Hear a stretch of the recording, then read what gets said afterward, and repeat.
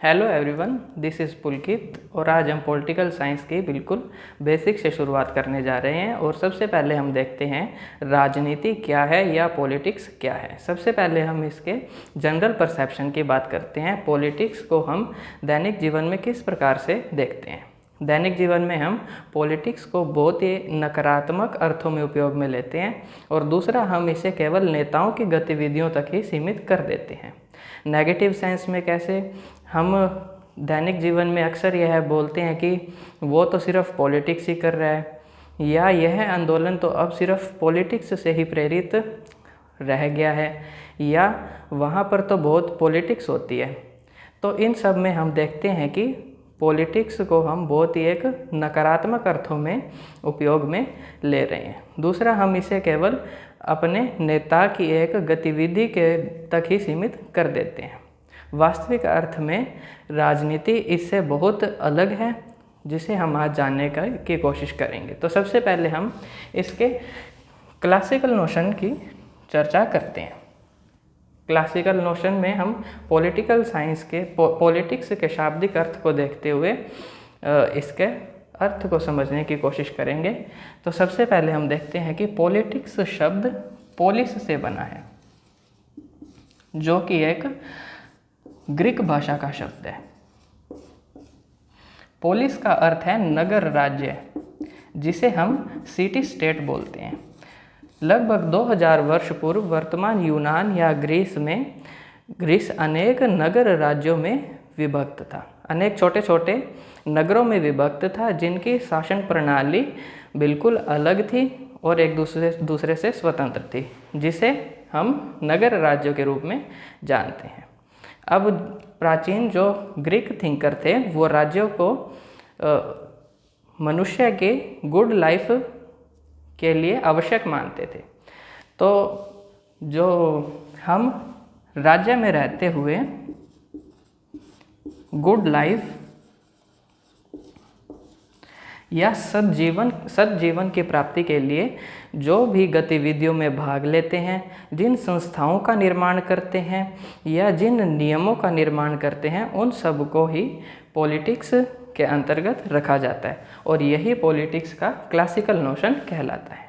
इसके पॉलिटिक्स के modern notion के बारे में चर्चा करेंगे, जिसमें हम पॉलिटिक्स की परिभाषा विभिन्न आइडियोलॉजी के अनुसार देखेंगे।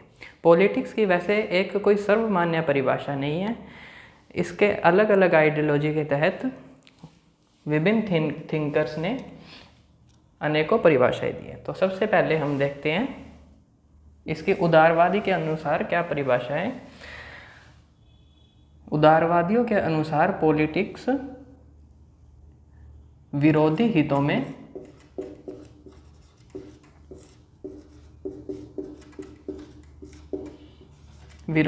में तालमेल है। जो उदारवादी होते हैं वो पॉलिटिक्स को एक इंस्ट्रूमेंट के तौर पर देखते हैं, जो कॉन्फ्लिक्ट रिजोल्यूशन का कार्य करते हैं। अब इसका हम उदाहरण देख सकते हैं। हमारे समाज में अनेक प्रकार के समूह होते हैं और जिनकी डिमांड भी एक दूसरे बहुत अलग अलग होती है और अनेकों बार एक दूसरे के विपरीत भी हो जाती है। उदाहरण के लिए हम देखें तो उद्योगपतियों की यह डिमांड होती है कि वो श्रम कानूनों में सरकार उन्हें छूट दे, ताकि जो उनकी कॉस्ट है वो कम हो सके। दूसरी ओर श्रमिकों की यह मांग होती है कि वो सरकार श्रम कानूनों में सख्ती बरते और जो कार्य के घंटे कम करे और मजदूरी इत्यादि बढ़ाए। तो ये एक दूसरे के विपरीत है। इसी प्रकार दूसरे समूह, जिसमें जमींदार और किसान भी ले सकते हैं, जिसमें किराएदार और मकान मालिक भी ले सकते हैं, इसी प्रकार अनेक समूह होते हैं जिनके हित एक दूसरे से अलग होते हैं और यह इन हितों में तालमेल बिठाने का कार्य ही पॉलिटिक्स द्वारा किया जाता है। इसके तहत हम बर्नार्ड क्रिक को रख सकते हैं।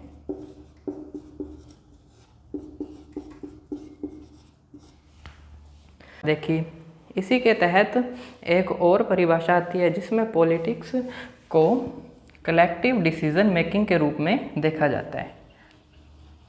Collective decision making. हम जानते हैं कि कोई भी समाज बिना ऐसी संरचना के जीवित नहीं रह सकता जो एक सामूहिक निर्णय, जिसमें सामूहिक निर्णय लेने की क्षमता और वह सामूहिक निर्णय सभी सदस्यों द्वारा स्वीकार किया जा सके। तो पॉलिटिक्स कलेक्टिव डिसीजन मेकिंग की ही एक प्रक्रिया है। अन्य इसके परिभाषा में हम देखें तो इसके तहत आर्ट ऑफ गवर्नमेंट को भी पॉलिटिक्स के रूप में देखा जाता है। आर्ट ऑफ गवर्नमेंट के रूप में पॉलिटिक्स को देखा जाता है और इसमें मुख्य विचारक बिस्मार्क आते हैं। यह पॉलिटिक्स को उस कला के रूप में देखते हैं जो सामूहिक निर्णय लेने में सक्षम है और वह निर्णय सभी नागरिकों को समान रूप से स्वीकार कराने में भी सक्षम है। पॉलिटिक्स को कुछ अन्य पब्लिक अफेयर के रूप में भी देखते हैं।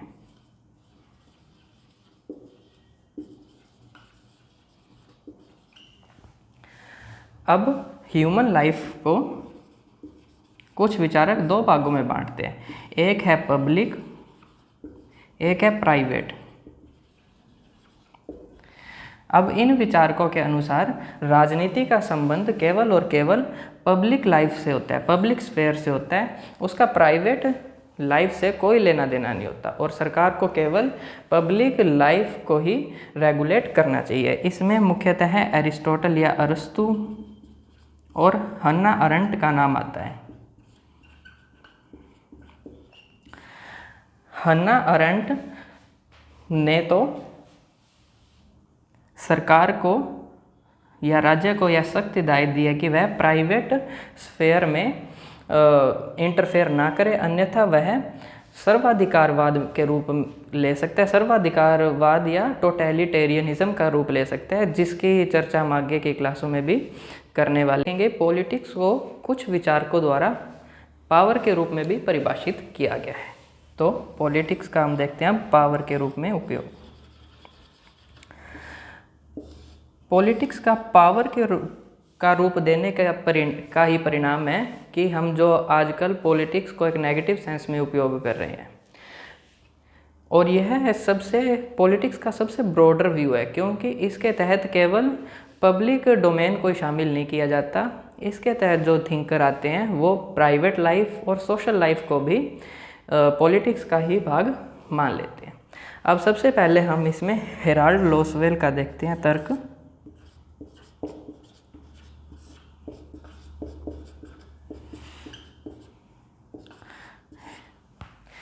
हेराल्ड लोसवेल की एक प्रसिद्ध पुस्तक है politics, who gets what when why. तो इसके तहत लोसवेल पॉलिटिक्स को कन्फ्लिक्ट और डाइवर्सिटी से जोड़ता है। लोसवेल के अनुसार हमारे समाज में बहुत सी डाइवर्सिटी होती है, जिसके परिणाम स्वरूप अनेक प्रकार के समूह पाए जाते हैं और उन समूह की इनफिनाइट डिमांड्स होती है, परंतु हमारे पास साधन एक सीमित मात्रा में ही उपलब्ध है। तो जो हमारे सीमित रिसोर्सेज को प्राप्त करने के लिए जो शक्ति संघर्ष होता है वही पॉलिटिक्स है।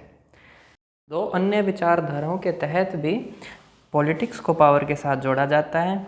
इनमें एक विचारधारा है नारीवादी, जिसे फेमिनिज्म कहते हैं, और एक है मार्क्सवादी, जिसे मार्क्सिस्ट कहते हैं। नारीवादी और मार्क्सवादी। नारीवादियों का मानना है कि पॉलिटिक्स केवल पुरुषों द्वारा महिलाओं पर अपना आधिपत्य बनाए रखने का एकमात्र साधन है, और मार्क्सवादियों का मानना है कि पॉलिटिक्स पूंजीवादियों द्वारा श्रमिकों पर अपना आधिपत्य बनाए रखने का साधन है। नारीवादियों में मुख्यतः हम देखते हैं कैट मिलेट का नाम आता है। इन्होंने अपनी पुस्तक सेक्सुअल पॉलिटी में इस प्रकार के विचारों का वर्णन किया है। वहीं मार्क्सवादी में कार्ल मार्क्स की प्रसिद्ध बुक कम्युनिस्ट मैनिफेस्टो में इस प्रकार के विचार हमें देखने को मिलते हैं। अब इसके अतिरिक्त कुछ अन्य विचारक भी हैं जिन्हें हम किन्हीं विचारधारा में पर्टिकुलर नहीं रख सकते, उनका हम अलग से अध्ययन करने का प्रयास करते हैं। इनमें एक है डेविड ईस्टन, महात्मा गांधी, और एक अन्य विचारधारा भी है जिसे हम समुदायवादी या कम्युनिटेरियनिज्म भी बोलते हैं। सबसे पहले हम देखते हैं David Easton.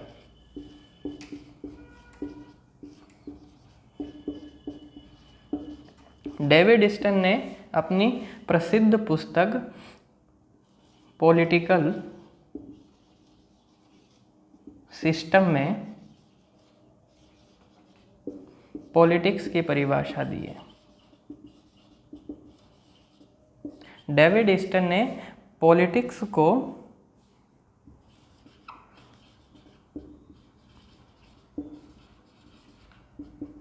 Authoritative allocation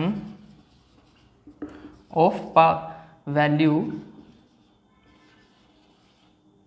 values माना है। अब हम इसमें तीन मुख्यतः शब्द देखते हैं, अथॉरिटेटिव, एलोकेशन और वैल्यू। वैल्यू का मतलब है मूल्य, यानी कोई भी वस्तु जो मूल्यवान है और जिसे हम प्राप्त करना चाहते हैं उसे हम वैल्यू कहते हैं। दूसरा एलोकेशन, एलोकेशन का मतलब है आवंटन या वितरण से। तीसरा अथॉरिटेटिव, अथॉरिटेटिव का तात्पर्य है वितरण इस प्रकार से किया जाए जो सभी पर लागू हो और सभी उसे स्वीकार कर ले। तो हमने अब डेविड ईस्टन के अनुसार पॉलिटिक्स की परिभाषा को देखा। इसके अलावा महात्मा गांधी के विचार हम राजनीति के बारे में देखते हैं। महात्मा गांधी ने राजनीति के बारे में कहा था कि राजनीति ने हमें सांप की कुंडली की तरह जकड़ रखा है और इससे जूझने के अलावा हमारे पास और कोई रास्ता नहीं है। अर्थात महात्मा गांधी ने भी यह माना है कि पॉलिटिक्स से हम पृथक होकर नहीं रह सकते। तीसरा हम समुदायवादियों को देखते हैं। इन्हें कम्युनिटेरियनिज्म कहा जाता है। ये पॉलिटिक्स को कॉमन गुड से जोड़ते हैं।